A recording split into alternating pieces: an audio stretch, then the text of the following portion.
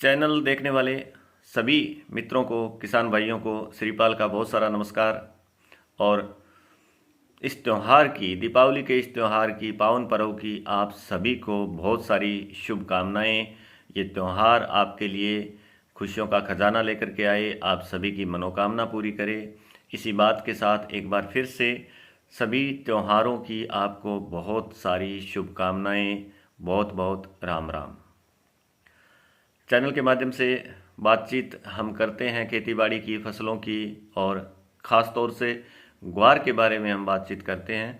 काफ़ी दिनों से हमने देखा है कि ग्वार के भाव जो है वो लगातार नीचे की तरफ जा रहे हैं, लेकिन अब एक अच्छी बात मैं आप सभी को बता रहा हूं कि इस साल ग्वार की डिमांड जो बढ़ने की उम्मीद थी वो अब अच्छी चल रही है। सितंबर महीने की, अगर हम अक्टूबर महीने की अगर हम बात करें तो एक्सपोर्ट जो ग्वार का हुआ है वो बहुत अच्छा हुआ है, ऐसा बताया जा रहा है। ऐसा एक्सपोर्टरों द्वारा, अच्छे जानकारों द्वारा, HSN कोड के द्वारा पता करके, और जो जानकार लोग हैं उनका ये मानना है कि इस बार लगभग 30,000 मैट्रिक टन के आसपास ग्वार गम पाउडर, दाल और स्प्लिट का मिला करके एक्सपोर्ट हुआ है। और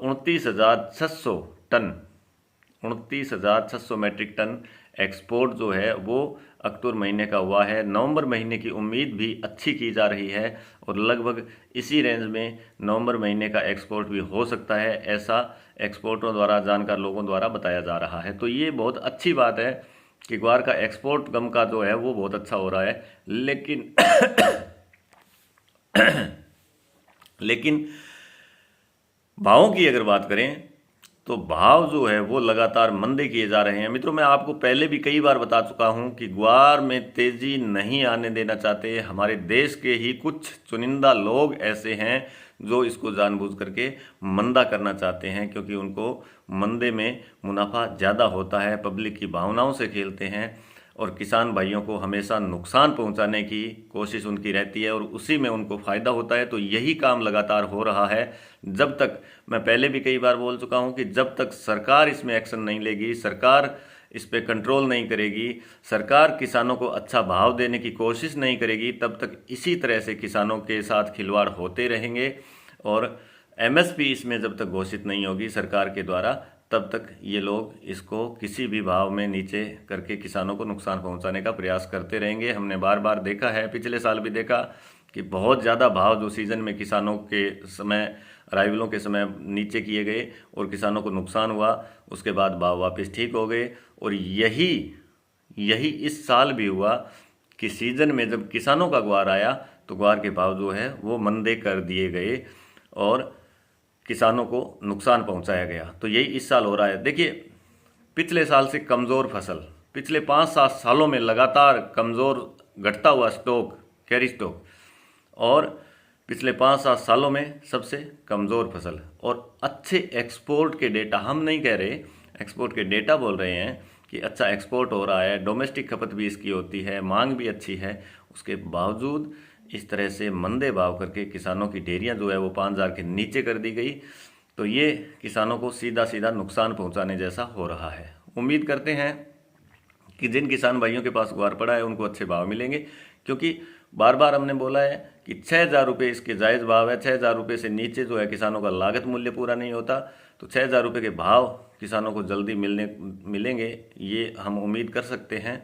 अब अराइवलें धीरे धीरे कम पड़ जाएगी। अब अराइवलों की अगर बात करें तो लगभग 20 लाख बोरी इस साल की फसल का ग्वार जो है वो मंडियों में आ चुका है। और उम्मीद करते हैं कि अब नहरी का 80% ग्वार आ गया और बिरानी का लगभग 60% ग्वार आ गया। तो ये उम्मीद कर सकते हैं कि लगभग 10 लाख बोरी ग्वार जो है वो आने वाले 2 महीनों में और आ सकता है। तो एक किसान भाइयों के पास, जिनके पास ग्वार पड़ा है, उनको 6,000 रुपये के जो जायज़ भाव है वो मिलने की पूरी उम्मीद रहेगी। अन्य फसलों की अगर बात करें तो बिजाई का काम जो है वो अब पूरा चल रहा है। सरसों की बिजाई करीब करीब हो चुकी है, कंप्लीट हो चुकी है। सरसों का जर्मिनेशन अच्छा है, फसल भी अच्छी है, मौसम अनुकूल है, तापमान ठंडा हो चुका है।